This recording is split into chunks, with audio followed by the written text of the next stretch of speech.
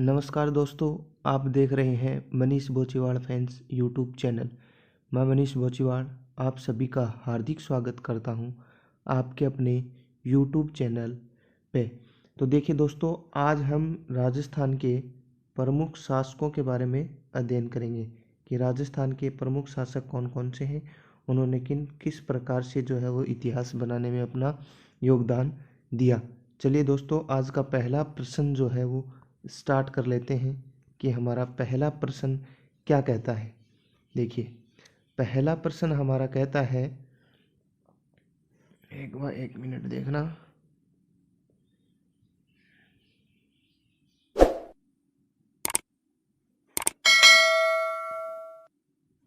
हमारा पहला प्रश्न है, शौर्य युग के नाम से मारवाड़ के किस शासक का शासनकाल जाना जाता है। कौन से युग?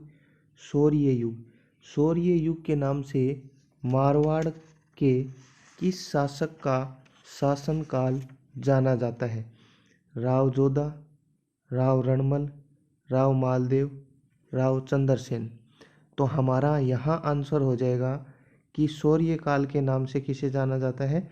शौर्य काल जो है वो राव मालदेव, राव मालदेव का जो शासनकाल है वो किसके नाम से जाना जाता है। शौर्य युग के नाम से जाना जाता है, राव मालदेव। और ये जो राव मालदेव थे, ये इन्होंने, देखिए, राव मालदेव से संबंधित और तथ्य जान लेते हैं। राव मालदेव ने जो है वो खानवा के युद्ध में भाग लिया था। खानवा का युद्ध कब हुआ था? 1527 में हुआ था। और मालदेव ने खानवा के युद्ध में जो है वो राणा सांगा की ओर से भाग लिया था। किसकी ओर से? राणा सांगा की ओर से भाग लिया था। किसने? राव मालदेव ने। अब आगे देखिए, राव मालदेव से संबंधित कुछ और तथ्य कि राव मालदेव ने जो है वो जैसलमेर की राजकुमारी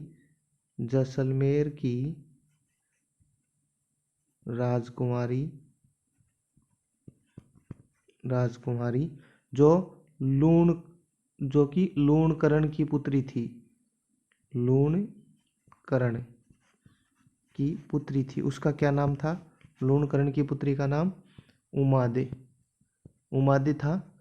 जो क्या था? ये उमादे जो थी वो इतिहास में क्या थी? रूठी रानी के नाम से प्रसिद्ध थी। कौन? राव उमादे। तो देखो, हमारा प्रश्न है कि शौर्य युग के नाम से मारवाड़ के किस शासक का शासनकाल जाना जाता है। तो हमारा यहाँ आंसर क्या हो जाएगा? सी, राव मालदेव। राव मालदेव ने खानवा के युद्ध में भाग लिया 1527 में। किसकी ओर से? राणा सांगा की ओर से। और खानवा का युद्ध जो है वो राणा सांगा और बाबर के बीच लड़ा गया था। इसमें बाबर विजय हुआ था।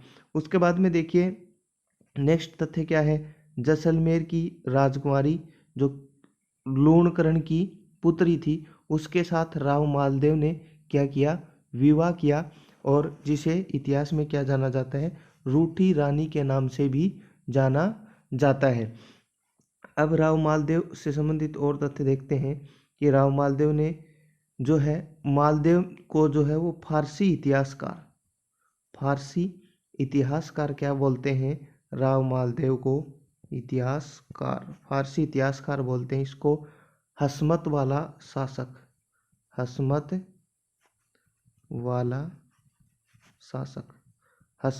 शासक किसे कहा जाता है? राव मालदेव को। हसमत वाला शासक का मतलब होता है ताकतवर। हसमत वाला शासक का मतलब होता है ताकतवर। क्या होता है? ताकतवर। हसमत वाला शासक का मतलब होता है ताकतवर। और एक जो मुस्लिम सूरवंश के शासक हुए थे, शेरशाह सूरी। कौन? शेरशाह सूरी ने राव मालदेव की वीरता जो थी उसको देखते हुए कहा था कि मैं एक मुट्ठी भर बाजरे के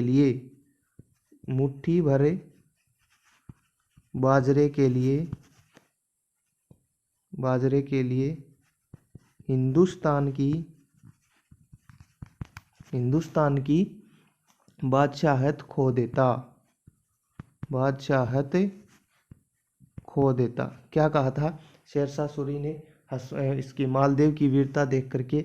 मैं एक मुट्ठी भर बाजरे के लिए हिंदुस्तान की बादशाहत खो देता। ये किसने कहा था? शेरशाह सूरी ने। किसके लिए? मालदेव के लिए। चलिए नेक्स्ट क्वेश्चन पे चलते हैं। आज का हमारा नेक्स्ट क्वेश्चन है, भारतीय इतिहासकारों ने हसमत वाला शासक के नाम से किसे संबोधित किया? देखिए हसमत वाला शासक अभी पढ़ा हमने, महाराणा प्रताप, राव मालदेव, महाराणा सांगा, सवाई जय सिंह। तो यहाँ हमारा आंसर क्या हो जाएगा? राव मालदेव को जो है वो फारसी इतिहासकारों ने क्या कहा है? हसमत वाला शासक। किसने? फारसी इतिहासकारों ने। अगला प्रश्न है हमारा, मालदेव की रानी उमादे, जिसे इतिहास में रूठी रानी के नाम से जाना जाता है, कहाँ की राजकुमारी थी? अभी अभी देखा हमने, अलवर, जोधपुर, बीकानेर, जैसलमेर। तो ये कहाँ की राजकुमारी थी? जैसलमेर की राजकुमारी थी और लूणकरण की पुत्री थी। लूणकरण की पुत्री थी। अगला प्रश्न है हमारा, 28 फरवरी 1540 को मेवाड़ के शासक महाराणा प्रताप का राज्याभिषेक कहाँ हुआ? महाराणा प्रताप का राज्याभिषेक कहाँ हुआ? चावंड में, मांडलगढ़ में, गोगुंदा में, खमनौर में। तो बताइए महाराणा प्रताप का राज्याभिषेक कहाँ हुआ? तो महाराणा प्रताप का राज्याभिषेक कहाँ हुआ? गोगुंदा में। यहाँ हमारा आंसर क्या हो जाएगा? सी। महाराणा प्रताप का राज्याभिषेक कहाँ हुआ? गोगुंदा के अंदर हुआ। अब देखिए महाराणा प्रताप से संबंधित और कुछ महत्वपूर्ण बातों के बारे में जान लेते हैं। तो देखिए महाराणा प्रताप का जो जन्म है वो जन्म कब हुआ था? महाराणा प्रताप का जन्म कब हुआ? ये बार बार क्वेश्चन पूछा जाता है। 9 मई 1540 को। कब हुआ? 9 मई 1540 को। इनके पिता का क्या नाम था? पिता का नाम क्या था? उदय सिंह। पिता का नाम उदय सिंह। और माता का क्या नाम था? माता का नाम था जयवंताबाई। जयवंताबाई। और इनके बचपन का क्या नाम था? किनके? महाराणा प्रताप की बात कर रहे हैं हम दोस्तों। महाराणा प्रताप के बचपन का नाम था कीका। देखो महाराणा प्रताप का जन्म कब हुआ? 9 मई 1540 को। 9 मई 1540 को। पिता का क्या नाम था? उदय सिंह। माता का क्या नाम था? जयंताबाई। और इनके बचपन का क्या नाम था? कीका। इनके बचपन का क्या नाम था? कीका। आगे देखो महाराणा प्रताप से संबंधित और तथ्य बता देता हूँ। उसके बाद में देखिए राज्याभिषेक कहाँ पे हुआ? गोगुंदा में। राज्याभिषेक कहाँ पे हुआ? गोगुंदा के अंदर। तो चलिए नेक्स्ट क्वेश्चन पे चलते हैं। हमारा नेक्स्ट क्वेश्चन है, मेवाड़ की संकटकालीन राजधानी, मेवाड़ की संकटकालीन राजधानी कहाँ स्थित है या कहाँ स्थित थी? मेवाड़ की संकटकालीन राजधानी बांडोली। कहाँ स्थित थी? बांडोली, चावंड, सोजत, गोगुंदा। तो बताइए दोस्तों मेवाड़ की संकटकालीन राजधानी कहाँ स्थित थी? तो देखिए आंसर यहाँ होगा क्या? सी। क्या आंसर होगा? सी। नहीं दोस्तों, सी हमारा यहाँ आंसर नहीं होगा। हमारा यहाँ आंसर क्या होगा? मेवाड़ की संकटकालीन राजधानी बी। मेवाड़ की संकटकालीन राजधानी क्या है? मेवाड़ की संकटकालीन राजधानी है चावंड। मेवाड़ की संकटकालीन राजधानी क्या है? चावंड। चलिए आगे चलते हैं। अगला हमारा प्रश्न है, महाराणा प्रताप ने चावंड को अपनी राजधानी कब बनाया? 1585 में, 1584 में, 1582 में, 1576 में। तो आपकी याददाश्त के लिए बता देता हूँ मैं, महाराणा प्रताप ने चावंड को अपनी राजधानी कब बनाया? 1585 के अंदर। यहाँ हमारा आंसर क्या हो जाएगा? ए। चलिए नेक्स्ट क्वेश्चन पे चलते हैं। निम्नलिखित में से कुंभा द्वारा रचित ग्रंथ नहीं है। और तो कुंभा द्वारा जो रचित हैं और एक ग्रंथ कौन सा है? जो कुंभा द्वारा रचित नहीं है। संगीत राज, संगीत मीमांसा, सुर प्रबंधन, वास्तु मंजरी। तो देखिए दोस्तों, ये जो 3 ग्रंथ हैं ये महाराणा कुंभा द्वारा रचित हैं। महाराणा कुंभा द्वारा क्या है, रचित हैं। और वास्तु मंजरी, वास्तु मंजरी किसकी रचना है? वास्तु मंजरी दोस्तों मंडन की रचना है। और मंडन कौन था? कुंभलगढ़ का, कुंभलगढ़ जो दुर्ग है उसका क्या था? कुंभलगढ़ दुर्ग का शिल्पी था। कौन? मंडन। कौन था कुंभलगढ़ दुर्ग का शिल्पी? मंडन था। चलिए नेक्स्ट क्वेश्चन पे। पृथ्वीराज रासो, पृथ्वीराज रासो की रचना किसने की? पृथ्वीराज रासो की रचना किसने की? तो बताओ। पृथ्वीराज रासो, पृथ्वीराज रासो जयानक, बाणभट्ट, पृथ्वी भट्ट, चंद्रबरदाई और जनार्दन। तो बताइए दोस्तों किसने की पृथ्वीराज रासो की रचना? तो पृथ्वीराज रासो की रचना की चंद्रबरदाई ने, चंद्रबरदाई ने। यहाँ हमारा आंसर हो जाएगा सी। Next question. राजस्थान के किस शासक को हिंदू सुल्तान के नाम से जाना जाता है? महाराणा कुंभा, महाराणा सांगा, महाराणा कुंभा, महाराणा प्रताप, पृथ्वीराज चौहान। किस शासक को हिंदू सुल्तान के नाम से जाना जाता है? बताइए दोस्तों। तो हमारा यहाँ आंसर होगा बी, महाराणा कुंभा। महाराणा कुंभा को किस नाम से जाना जाता है? हिंदू सुल्तान के नाम से जाना जाता है। किसको? महाराणा कुंभा को। अब महाराणा कुंभा जो है वो कौन थे? देखिए महाराणा कुंभा जो है वो, इनका जन्म किनका? महाराणा कुंभा का जन्म, महाराणा कुंभा का जन्म देखिए, जन्म हुआ 1417 के अंदर। जन्म कब हुआ? 1417 में। कहाँ पे हुआ? चित्तौड़गढ़ में। चित्तौड़गढ़ में इनका क्या हुआ? जन्म हुआ। एक प्रसिद्ध लेखक हैं जिसका नाम है श्यामल दास, श्यामल दास, श्यामल दास। देखिए श्यामल दास क्या कहते हैं? श्यामल दास एक प्रसिद्ध लेखक हैं। ये कहते हैं कि मेवाड़ के अंदर, मेवाड़ के अंदर 84 दुर्गों में से, कितने दुर्गों में से? 84 दुर्गों में से 32 दुर्गों का निर्माण किसने करवाया? 32 दुर्गों का निर्माण किसने करवाया? महाराणा कुंभा ने करवाया।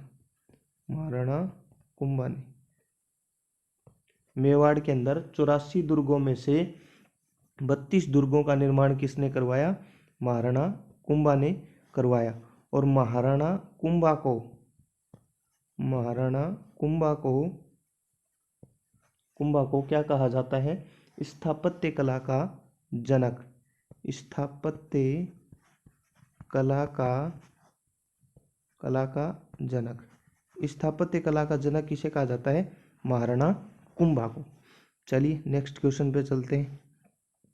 हिंदू पथ और सैनिकों के, हिंदू पथ और सैनिकों के भग्नावशेष के नाम से, भग्नावशेष के नाम से किस शासक को संबोधित किया जाता है? हिंदू पथ या सैनिकों के भग्नावशेष के नाम से किस शासक को संबोधित किया जाता है? महाराणा सांगा, महाराणा कुंभा, मालदेव, महाराणा प्रताप। तो बताइए दोस्तों किसे कहा जाता है? तो हमारा यहाँ आंसर हो जाएगा ए, महाराणा सांगा को हिंदू पथ या सैनिकों के भग्नावशेष के नाम से जाना जाता है। किसको? महाराणा सांगा को। तो हमारा यहाँ आंसर हो जाएगा सांगा, महाराणा सांगा। अगला प्रश्न है हमारा, मेवाड़ का उद्धारक किसे कहा जाता है? मेवाड़ का उद्धारक मोक्कल, हमीर, रतन सिंह, महाराणा कुंभा। मेवाड़ का उद्धारक किसे कहा जाता है? तो बताइए दोस्तों, मेवाड़ का उद्धारक जल्दी बताओ। तो दोस्तों यहाँ पे हमारा आंसर होगा हमीर। हमीर को क्या कहा जाता है? मेवाड़ का उद्धारक। अगला प्रश्न है हमारा, विषम घाटी पंचानन। विषम घाटी पंचानन किसे कहा जाता है? रतन सिंह को, समर सिंह को, अमीर सिंह को और मालदेव को। विषम घाटी पंचानन, विषम घाटी पंचानन किसे कहा जाता है? यहाँ पे एक करेक्शन कर लेना दोस्तों, अमीर नहीं है, इसको हम पढ़ेंगे हमीर। इसको क्या पढ़ेंगे? हमीर पढ़ेंगे। अब बताओ, रतन सिंह, समर सिंह, हमीर, मालदेव। तो देखिए दोस्तों, विषम घाटी पंचानन किसको कहा जाता है? हमीर को ही कहा जाता है। हमीर को कहा जाता है। हमीर को क्या कहा जाता है? विषम घाटी पंचानन। इतिहास में रूठी रानी के नाम से किस रानी को जाना जाता है? कर्मावती, हाड़ी रानी, रानी भटियानी, रानी उमादे। इसके बारे में हमने डिस्कस कर लिया है कि इतिहास में रूठी रानी के नाम से रानी उमादे को जाना जाता है, जो जैसलमेर की राजकुमारी थी और लूणकरण की पुत्री थी। तो रानी उमादे को जो है हम क्या जानते हैं? इतिहास में रूठी रानी के नाम से जानते हैं। अब देखिए, हाड़ी रानी क्या थी? हाड़ी रानी से संबंधित कुछ इम्पोर्टेंट तथ्य देखिए। इसका मूल नाम क्या था? हाड़ी रानी का मूल नाम क्या था? इसका नाम था सहल कंवर। इसका नाम क्या था? सहल कंवर। जब इनके पति रतन सिंह युद्ध में जाते हैं और जो है वो एक सेनापति को भेजते हैं कि हमारी रानी की कोई जो है वो लेके आओ, क्या बोलते हैं उसको, निशानी लेके आओ। तो हाड़ी रानी ने अपना सिर काट करके किसको भेज दिया था? रतन सिंह को भेज दिया था। तो देखिए, इनके लिए एक कहावत प्रसिद्ध है, चूड़ावत मांगे सेनानी। चूड़ावत मांगे सेनानी, चूड़ावत मांगे सेनानी, सर काट दियो छतरानी। सर काट दियो छतरानी। चूड़ावत मांगे सेनानी, सिर काट दियो छतरानी। देखिए दोस्तों, इन्होंने अपना सर काट करके जो है वो रतन सिंह के पास में भेज दिया था, इसलिए ये इतिहास में क्या हुई? प्रसिद्ध हुई थी। अगला प्रश्न है हमारा, अगला प्रश्न क्या कहता है, किस शासक ने मालदेव की वीरता से प्रभावित होकर कहा कि एक मुट्ठी भर बाजरे के लिए मैं हिंदुस्तान की बादशाहत खो देता? कौन, किसने कहा था? ये हमने पढ़ लिया है। ये औरंगजेब ने, मोहम्मद खान ने, शेरशाह ने, अलाउद्दीन ने। तो देखिए दोस्तों, यहाँ अपना आंसर हो जाएगा सी, शेरशाह सूरी ने इसके बारे में कहा था कि मैं मुट्ठी भर बाजरे के लिए हिंदुस्तान की बादशाहत क्या करता? खो देता। अगला प्रश्न है हमारा, महाराणा प्रताप का जन्म, महाराणा प्रताप का जन्म किस दुर्ग में हुआ? महाराणा प्रताप का जन्म किस दुर्ग में हुआ? चित्तौड़गढ़ दुर्ग में, बसंतीगढ़ दुर्ग में, मांडलगढ़ दुर्ग में, कुंभलगढ़ दुर्ग में। तो महाराणा प्रताप का जन्म कहाँ हुआ? कुंभलगढ़ दुर्ग के अंदर महाराणा प्रताप का क्या हुआ? जन्म हुआ। नेक्स्ट, राजपुताने के करण के नाम से किसे जाना जाता है? राजपुताने के करण के नाम से किसे जाना जाता है? मालदेव, राय सिंह, रणमल, राणा सांगा। तो राजपुताने के करण के नाम से किसे जाना जाता है? राय सिंह को राजपुताने के करण के नाम से जाना जाता है। यह हमारा आंसर क्या हो जाएगा? B. Next question, Rai Singh ने किस दुर्ग में राय सिंह प्रशस्ति का निर्माण करवाया?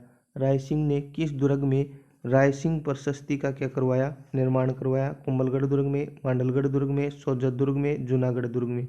तो यहाँ हमारा आंसर हो जाएगा दोस्तों डी, जूनागढ़ दुर्ग के अंदर। जूनागढ़ दुर्ग के अंदर इसने राय सिंह प्रशस्ति का निर्माण करवाया था। किस मुगल शासक ने जयसिंह को मिर्जा राजा जयसिंह की उपाधि से सम्मानित किया? शाहजहां ने, अकबर ने, जहांगीर ने और औरंगजेब ने। तो मुगल जयसिंह को मिर्जा राजा जयसिंह को मिर्जा राजा जयसिंह के नाम से किसने जो है वो जयसिंह की उपाधि से सम्मानित किया? तो यहाँ अपना आंसर हो जाएगा शाहजहां ने मिर्जा राजा जयसिंह को जयसिंह की उपाधि के नाम से सम्मानित किया। निम्नलिखित में से जसवंत सिंह द्वारा रचित ग्रंथ नहीं है। जसवंत सिंह द्वारा रचित भाषाभूषण, संगीत राज, आनंद प्रकाश, प्रबोध चंद्रोदय। तो देखिए प्रबोध चंद्रोदय ये किसका है? जसवंत सिंह का है, ये जसवंत सिंह का है। आनंद प्रकाश ये जसवंत सिंह का है। भाषाभूषण ये जसवंत सिंह का है। ये तीनों जो ग्रंथ हैं ये किसके हैं? जसवंत सिंह के हैं। लेकिन दोस्तों ध्यान रखना, संगीत राज किसका है? संगीत राज महाराणा कुंभा। किसके द्वारा लिखा गया? ये किसके द्वारा? महाराणा कुंभा के द्वारा लिखा गया था। नेक्स्ट क्वेश्चन है हमारा, द्वारकाधीश मंदिर का निर्माण किस शासक ने करवाया? द्वारकाधीश मंदिर का निर्माण किस शासक ने करवाया? और ये द्वारकाधीश मंदिर है कहाँ पे, ये बता देता हूँ आपको, कांकरोली। और ये कांकरोली कहाँ पे है? राजसमंद में कांकरोली है। कांकरोली के लिए एक विशेष बात और बता देता हूँ, टायर ट्यूब बनाने का कारखाना राजस्थान में कहाँ पे है? कांकरोली के अंदर। टायर ट्यूब बनाने का कारखाना कहाँ पे है? कांकरोली में। द्वारिकाधीश मंदिर का निर्माण किसने करवाया? राज सिंह प्रथम ने, महाराणा प्रताप ने, मालदेव ने, सवाई जयसिंह ने। तो यहाँ हमारा आंसर हो जाएगा राज सिंह प्रथम ने जो है वो द्वारिकाधीश मंदिर का निर्माण करवाया। जय हिंद, जय भारत दोस्तों। फिर मिलेंगे एक नेक्स्ट वीडियो के साथ। आपको हमारे वीडियो अगर अच्छे लग रहे हैं तो आप हमारे चैनल को अवश्य रूप से सब्सक्राइब करें, घंटी के आइकन को भी प्रेस कर लें ताकि आने वाली वीडियो की नोटिफिकेशन आपको सबसे पहले मिलती रहे। धन्यवाद।